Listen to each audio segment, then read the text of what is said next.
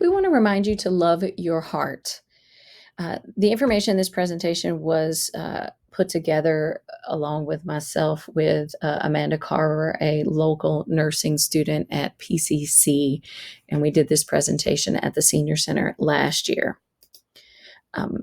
We want to remind everybody that the diseases of the heart is the second leading cause of death in Person County. That's why this is extremely important to talk about.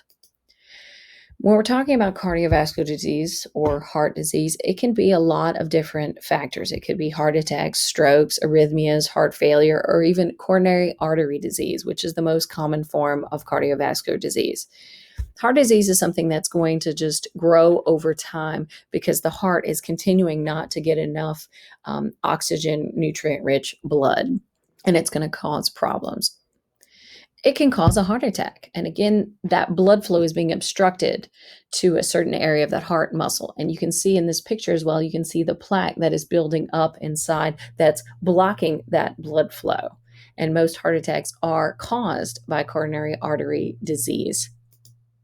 Some of the symptoms for heart attack can be pain or discomfort in your chest or even upper body, shortness of breath, dizziness, nausea, vomiting, or even breaking out into cold sweat, as well as unusual fatigue.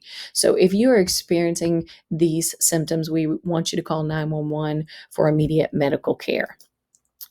We also want to discuss atherosclerosis. This is what that plaque is that we were talking about, that plaque buildup there on the in the inner lining of your heart and in the walls, and it's obstructing that blood flow because it's blocking the blood from getting to the organs that it needs to get to, and it can cause a lot of problems over time.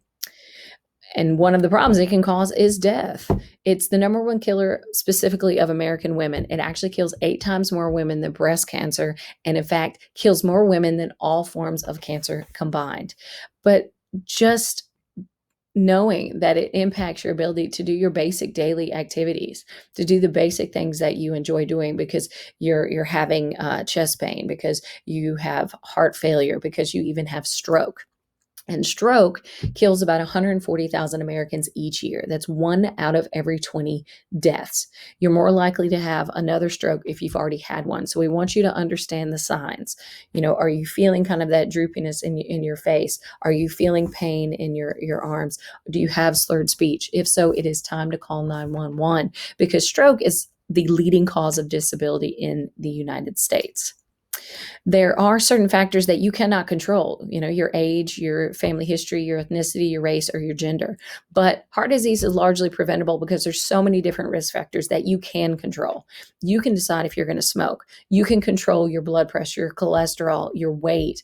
You can control your unhealthy diet. You can control how physically active you are. So those things are going to help control heart disease as well as diabetes, as well as reduce your stress and depression. So there's a lot that you can do. Don't focus on just the small things that you can't control. You can control it with exercise. Adults are supposed to get 30 minutes of physical activity 5 days a week. You may not be at that level, but start slowly and just keep moving. And then include some strength training, lifting some light weights in addition to your 30 minutes of cardiovascular activity.